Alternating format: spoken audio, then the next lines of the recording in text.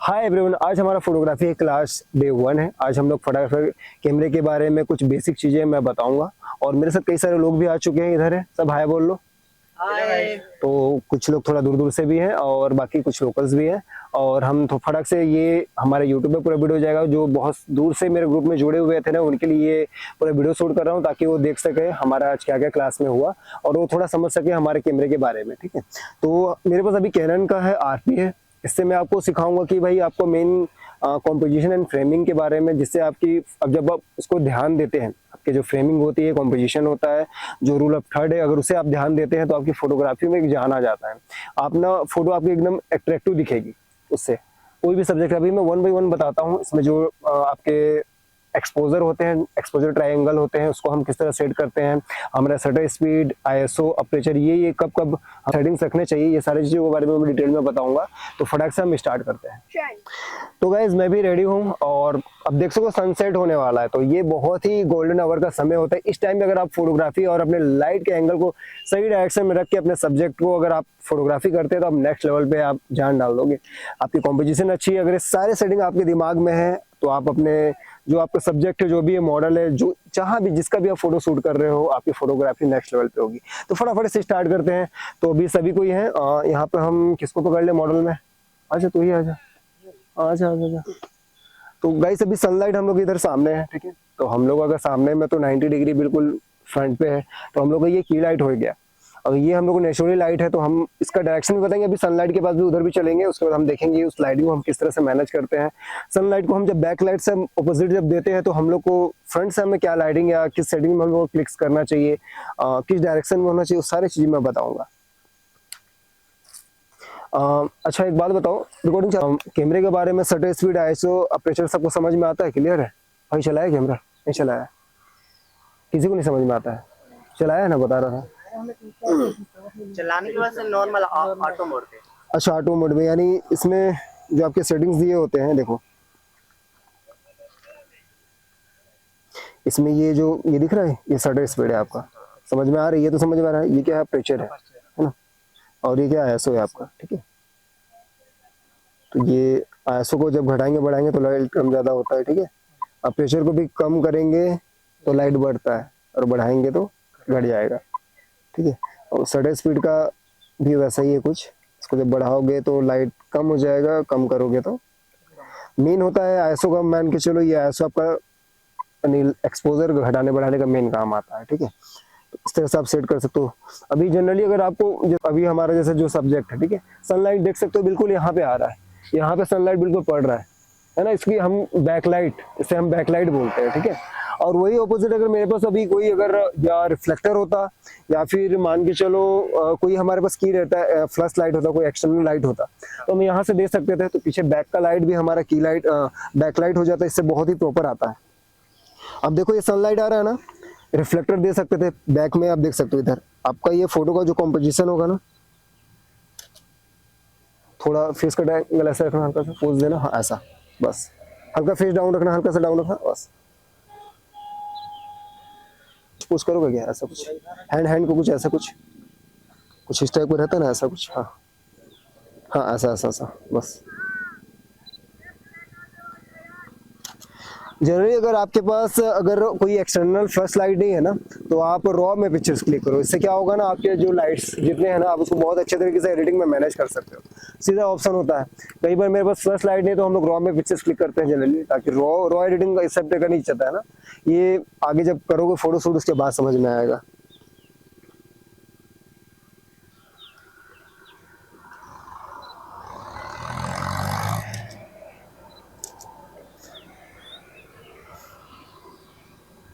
अब तुम लोगों को रूल ऑफ इसका फ्रेमिंग एंड कॉम्पोजिशन बता देता हूँ, ठीक है। थोड़ा फेस का एंगल ऐसे, हाँ ऐसे ही हाथ पे हल्का फेस। ये जो फोटो देख रहे हो ना, ये देखो, ये जो लीडिंग लाइन दिख रही है ना, ये जो लाइनिंग दिख रही है ना, इसको बोलते हैं यहाँ पर एलिमेंट्स। ये जो एलिमेंट्स होते हैं ना, 2 2 2 2, ये इसको गोल्डन रूल्स इसको बोला जाता है, रूल ऑफ थर्ड।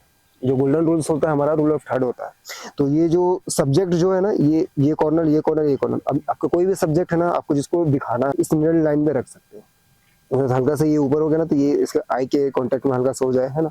इससे क्या होता है ना, आपकी फोटो जो सब्जेक्ट है बहुत अट्रैक्टिव दिखता है फोटो में। कोई भी अगर अगर जनरली मैं ऐसा ही खींच दूंगा ना तो वो मजा नहीं आएगा। तो ये होता है गोल्डन रूल। अब जब ऐसा फोटो खींचोगे तो डायरेक्ट लुक आएगा आपके सब्जेक्ट में। अगर तो ये पीछे सनसेट हो रहा है और अगर ये सामने से हम लोग फ्लैश लाइट मारते हैं और फोटो शूट करते हैं तो क्लियर आएगा फिर? हाँ, क्यों नहीं आएगा। जैसे बैक क्या, एक फिर से बताना मुझे क्या बोले। जैसे अभी मैं इधर हूँ, आप इधर से फोटो शूट कर रहे हैं तो मेरा चेहरा तो डार्क आएगा क्योंकि पीछे सन है। हाँ, तो अगर फ्लैश लाइट आप उधर से मारेंगे। हाँ, तो फ्लश लाइट इसलिए तो बताया ना आपको, सॉफ्ट बॉक्स लगा के फ्लश लाइट करोगे तो क्लियर होगा। तो पीछे वाला सन वो छिप जाएगा। अच्छा रुको, मैं दिखा रहा हूँ, प्लस लाया हूँ क्या अच्छा इसी में, एक मिनट दिखा। मैं भी ट्रिगर नहीं है मेरे पास, लेकिन मैं डायरेक्टली फ्लश लाइट, अच्छा ट्रिगर एक मिनट होना चाहिए बैक में, स्लाइड है ठीक है मेरा। थोड़ा इसको ऊपर ऐसा तो आप एंगल पे पकड़ना, ठीक है, हल्का फेस ऐसा ही एंगल रखना, ठीक है। अब गाइस हमारा बैक पे, हाँ बस वैसे ही रखना, ठीक है।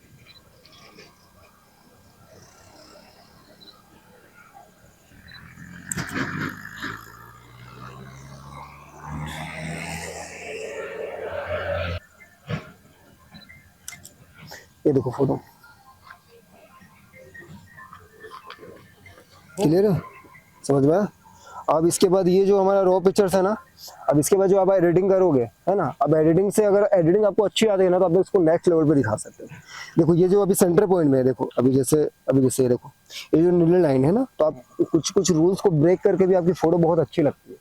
तो रूल ब्रेक करने, जब आप पहले रूल्स नियम जब आप सीख जाओगे ना, उसके बाद आप रूल ब्रेक करना सीखोगे। मैं कई बार जो पहले ऐसा फोटोग्राफी होता था ना यार, 800 से ज्यादा ऐसा नहीं करना, उन्हें नॉइस आएगा। धीरे धीरे जब फुल फ्रेम आया, धीरे धीरे जब एडवांस हुआ, मैं ना आईएसओ फुल खेल देता था कई बार, लेकिन मैं रूल ब्रेक करना स्टार्ट कर दिया। पता है, मैं रूल तोड़ने लग गया फोटोग्राफी में।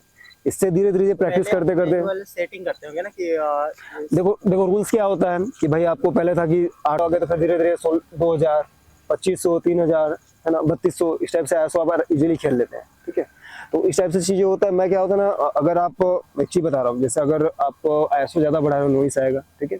तो आपकी फ्रेमिंग कॉम्पोजिशन इतनी अच्छी होनी चाहिए, या अगर आपको एल्बम डिजाइन नहीं करना तो अब आप उसमें वो करो ना, फिर थोड़ा दिक्कत होगा, या फिर आपको एडिटिंग से खेलना पड़ेगा, रो में पिक्चर्स क्लिक करो, ऐसा सारी चीजें हैं।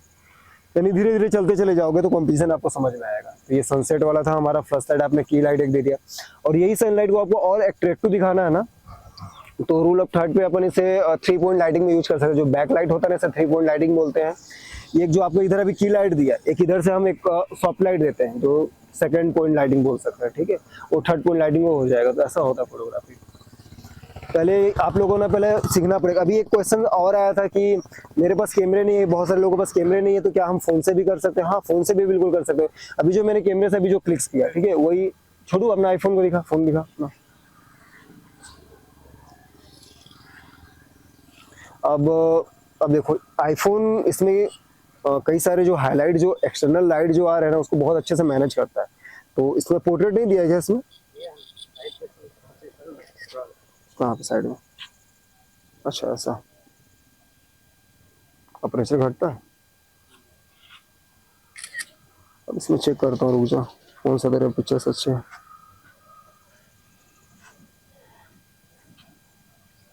यार इसमें 2 पिक्चर्स आप देख सकते हो, और बेटर हो सकता था क्या? पोर्ट्रेट से लेते हैं ना, हाँ इस पे अपर्चर भी आता है ना, अपर्चर डाउन करना पड़ता है। ठीक, ये बहुत खूबसूरत फोटो लग रहा है। ये एडिटिंग में ना फेस काफी अच्छे से वो हो जाएगा एडिटिंग के बाद, और बहुत अच्छा लगेगा पिक्चर्स, समझे। जैसे आप भाई के खींचे, पीछे से बहुत प्यारा सनलाइट आ रहा है, देख सकते हो। ये एकदम नेचुरली है, ऐसा नेचुरली जो फोटोग्राफ्स होते हैं ना, ऐसा लोगों को बहुत पसंद आता है। अब बोलोगे जैसे अभी मैं की लाइट लगा फ्लश है, वो किसी किसी को पसंद नहीं आता है, बताओ। क्योंकि ना आप जो एक बैक लाइट है, ओनली वन पॉइंट लाइटिंग जो टेक्निक होता है, अगर आप लाइट के डायरेक्शन सही ढंग से समझ के अगर फोटोग्राफी करते हो ना, अभी यही मान के जो सनलाइट है, अभी थोड़ा नाइट रहता, हम बैक लाइट के लिए एक अलग से एक्सटर्नल लाइट देते हैं, जो कंटिन्यूअस लाइट होता है, ठीक है, वो देंगे, ठीक है, बैक पे, और हम सामने से, ठीक है। और एक थर्ड हम लोग को सॉफ्ट लाइट, हल्का सा इधर जो शैडो, हार्ड शैडो जो पड़ता है ना, उसको काटने के लिए हम एक और लाइटिंग देते हैं। तो 3 पॉइंट लाइटिंग में खेल होता है। ये जो 3 पॉइंट लाइटिंग अगर आप समझते हो ना, तो आप नेक्स्ट लेवल पे फोटोग्राफी कर सकते हो। और जो नहीं समझा तो फिर गया, आपको प्रैक्टिस को ऊपर डिपेंड करेगा। अब जितना ज्यादा प्रैक्टिस करते हो, जितना करता है, मैं बोलता हूँ ना, वो जैसे अलग अलग सिचुएशन में फोटोग्राफी होती है। आपके पास मान के चलो, अगर नहीं है आपके पास लेंस, नहीं किट लेंस है, फिर भी आपको पता होगा कि मैं अगर इसमें हल्का सा जूम करूंगा थोड़ा बुके यानी हल्का ब्लरी इफेक्ट आएगा, ठीक है। आप जब क्लिक करोगे तो मुझे पता है मैं एडिटिंग में ऐसा खेल दूंगा। कई बार लोग ओवर एक्सपोजर करते हैं, ओवर एक्सपोजर करने के बाद क्या होता है ना, आप उसे अंडर एक्सपोज नहीं कर सकते। तो सबसे बढ़िया आसान तरीका ये होता है कि आप थोड़ा सा अंडर एक्सपोज रखो, बहुत ज्यादा ओवर एक्सपोज मत रखना, यानी ज्यादा ऐसो मत बढ़ाना कि फेस में ना बहुत ज्यादा लाइटिंग ओवर एक्सपोज हो गया। अगर और कर दोगे ना तो आप गए, फिर आप अंडर एक्सपोज कर ही नहीं सकते। इसलिए बोलते हैं रो पिक्चर्स क्लिक करो।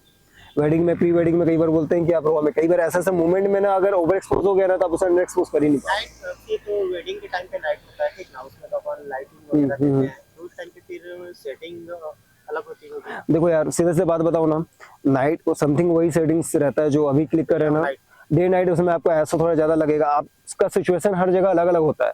वेडिंग वाले में स्टेज के पास जाओगे लाइटिंग भरपूर मिलेगा, थोड़ा सा अगर जहाँ पे एंट्री हो रहा है वहां पे आपको लाइटिंग अलग मिलेगा, तो वो समझना पड़ेगा, आपको एक्सपीरियंस ही काम आएगा।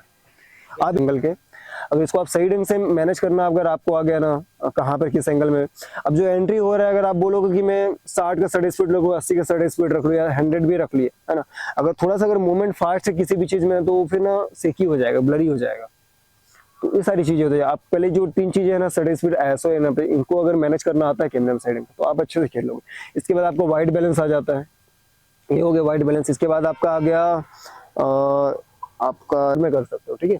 अगर सामने वाला चल रहा है नहीं, मूवमेंट कर रहा है, ठीक है, तो ये करोगे तब आपका फोकस पॉइंट सही ढंग से कवर करेगा, ये फास्ट कर देता है। तो ये 2-3 चीजें अगर ये सब चीजों अगर आप सीख गए तो आप खेल सकते हो। तुम कितना प्रैक्टिस करते हो, जितना प्रैक्टिस करोगे उतना नहीं खाएगा मेरा ये नॉलेज, ठीक है। तो सीधा सीधा बात है, प्रैक्टिस करो, अपने दोस्त को पकड़ो या जिसको पकड़ना है पकड़ो और प्रैक्टिस में लग जाओ। अभी जैसे मेरे पास है ना, तो मैं बोलूँ एडिटिंग भी जैसे आप सीखने के लिए बताया ना एक बार, तो भाई आपको 1000 बार प्रैक्टिस करना पड़ेगा, 10,000 बार प्रैक्टिस करना पड़ेगा, तब कहीं जाकर आपको तो फिनिशिंग आएगा। अब सोचोगे 1-2 बार कर लिए फिर यार मजा नहीं आ रहा है, माइंड सगाने, कई सारे ऐसे आए छोड़ के चले गए। इसलिए मैं पूछ लेता हूँ कि भाई आपको, आपके अंदर वो यानी क्या बोलते हैं, बर्दाश्त करने की क्षमता है कि नहीं, आपको पास पैसेंस है कि नहीं। आपके पास अगर पैसेंस है ना तो आप कर जाओगे। मैं एक चीज स्टोरी बता रहा हूँ, जब मैं सीखने गया था ना, यानी सर ने मुझे एक मोटिवेशन एक वीडियो दिखाया था। इसमें जो सुकरात थे, है ना, ऋषि, उनसे जब एक उनके शिष्य जो भी थे, है ना, वो थोड़ा हताश हो गया है जो बंदा था, तो उन्होंने पूछा कि मुझे ना सक्सेस चाहिए, मैं कैसे पा सकता हूँ। तो वो शांत रहे, बोले कि चलो मेरे साथ। तो यमुना के पास जो था, है ना, नदी के पास, उन्होंने ले गया, वो नदी में उतरे और बोले कि आ जाओ तुम भी आ जाओ। फिर जब वो अंदर आए, है ना, उसके साथ तैरना नहीं आता जो भी था, वो अंदर बुलाया और उनके पास जैसे ही आया सुकरात के पास, है ना, उन्होंने उनका गर्दन पकड़ा और पानी में डुबा दिया। जब तक एकदम वो छटपटा नहीं गया ना, यानी थोड़ा देर रखे रहे उनको 1-8 मिनट, है ना, जब तक सांस लेने की एकदम वो नहीं निकल गई ना, एकदम जब वो बाहर निकले था ऐसा वाला था। और फिर बोलते हैं सुकरात जी आपने क्या कर रहे हो, ऐसे में तो मैं मर जाऊंगा। तो मैं तुम्हें, फिर वो बोलते हैं कि तुम्हें सक्सेस चाहिए था ना, यही तुम्हारा आंसर है। मतलब समझा नहीं, यानी जिस दिन तुम्हें, यानी अपने अंदर का जो एक भूख होता है ना, हाँ, कि एकदम अंदर डीप, यानी मुझे वो चाहिए ही चाहिए, जिस दिन तुम्हारे अंदर से ये आ जाएगा ना, है कि उसके लिए मैं सारी चीजों को छोड़ने के लिए तैयार हूँ, हर एक चीज को, घूमना फिरना, हर एक चीज को, मेरे को बस ये चाहिए, है ना, तो उस दिन इस अंदर से जब ये चीज आ जाएगा ना तो आप पास लोगे, सक्सेस फिर तुम्हारे पास है, वरना नहीं। वरना ऐसे में तो आप क्या होता है, फिर आदमी तो डिस्ट्रैक्ट हो जाता है, कोई मतलब नहीं है। तो इसलिए तो बोला ना, आप घर के बहुत सारे काम आ जाएंगे आपके पास कि मम्मी ये बोल रही है, वो बोल रही है, भाई उनको मैनेज करना सीखो। मम्मी मेरे इस टाइम से इस टाइम मेरा ये है, इसके बाद मैं आपको बस फिर घर का काम बताइएगा, ये जाना है, तो आपको पहले वो सब चीजें मैनेज करना पड़ेगा, सीधा सीधा बात। क्योंकि अभी ऐसा समय है ना कि आप इसी में टाइम दे सकते हो। मैं भी चाहता कि मैं भी बहुत सारा घूमना फिरना मैं भी छोड़ दिया। मेरे को चाहिए था कि मेरे को लाइफ में कुछ करना है, तो समझ नहीं आ रहा था करूंगा क्या लाइफ में। बहुत सारा था कि भाई जॉब करना है, बहुत सारी चीजें आ रही थी लाइफ में। पर मैं धीरे धीरे जब फोटोग्राफी फील्ड में घुसा, जब कंटेंट क्रिएटर के फील्ड में जब घुसा, तो मैं धीरे धीरे इसमें समझा कि मेरे को करना है भाई, मेरे को ये करना है, मैं इसके लिए सब चीज छोड़ना पड़ा। तो छोड़ता चला गया भाई, नहीं मेरे को ये करना है। कुछ समझ में आया। शुरुआती तौर पर जब मैं फोटोग्राफी करता था ना, तो मुझे जब सीखना रहता था तो कोई बताता नहीं था। वो बात अभी भी मेरे दिल में लगा, इसलिए मैं अभी फोटोग्राफी कई सारे लोगों को फ्री में सिखा रहा हूँ। कई सारे लोगों को सिखाया, बेसिक भी फ्री में सिखाया, अभी भी मैं दे रहा हूँ। इसके बाद हालांकि पेड करूँगा कम अमाउंट में, क्योंकि लोग ना फ्री की वैल्यू नहीं करते हैं। इसलिए जो सीखना चाहता है उसको तो मैं सिखाऊंगा ही, है ना। बाकी तो मैं अब पेमेंट बेस पे ही आगे करना है। और ये चीजें रहता है कि भाई अगर आपको कोई सिखा रहा है फ्री में, तो आप उसको सही ढंग से ईमानदारी से टाइम दे रहे हो, है ना, तो ईमानदारी से सीखो, सबसे बढ़िया चीज है। और नहीं सीखना है तो बोल दो भैया नहीं है। फाइनली गाइस अभी हमारा डे 1 था आज क्लास का, तो हम लोग एंडिंग करते हैं। और आई होप आप लोगों को थोड़ा थोड़ा चीज समझ में आया, कैसा लगा। नहीं, कुछ भी अगर डाउट होगा तो आप लोग क्वेश्चंस मेरे पास लाना। मैंने ग्रुप बनाया हुआ है, ग्रुप में भैया प्रिंट करो, या कोई भी ऐसे फोटोग्राफ देखते हो भैया ये फोटोग्राफी कैसे हुई है, तो मैं जब आप लोग क्वेश्चंस करोगे ना तो मैं उसका आंसर दे पाऊंगा कि ये ऐसे होगा। हम इसके बात करेंगे नेक्स्ट डे पे, ठीक है। आप लोगों को मैंने एक्सपोजर बता दिया, ठीक है। थ्योरिकल क्लास सुबह होता है ना, प्रैक्टिकल हम लोग शाम को करते हैं क्योंकि गोल्डन आवर का समय होता है। और ये भी बताऊंगा कि तेज धूप में कब, यानी जब इस तरह हार्श लाइट होता है ना डे लाइट में, तब हम लोग को कैसे सिचुएशन में फोटो खींचना चाहिए नहीं खींचना चाहिए वो भी बताऊंगा। जब जैसे कई बार हम दोपहर में शूट करने के लिए क्लाइंट के पास टाइम है कि दोपहर में खिंचाना है ना, अब उस तेज धूप में हमको क्या क्या चीजें का यूज करना पड़ता है, रिफ्लेक्टर है ना, आपका डिफ्यूजर, सॉफ्ट लाइट वगैरह, बहुत सारी चीजें आपको एंगल अलग चेंज करने पड़ेंगे। या हार्श लाइट हो रहा है तो फिर आप जैसे कुछ पेड़ वाले लोकेशन है यहाँ पे थोड़ा छाया पड़ रहा है तो वहां पर आप क्लिक्स कर सकते हैं, तो ऐसी चीजें हैं। और आप लोग क्वेश्चंस करना, उसके बाद हम नेक्स्ट हमारा डे जब सेकंड डे कल होगा है ना, तो हम लोग उसमें फिर आगे चर्चा करेंगे, ठीक है। ठीक है, मिलते हैं, बाय बाय कर दो सब।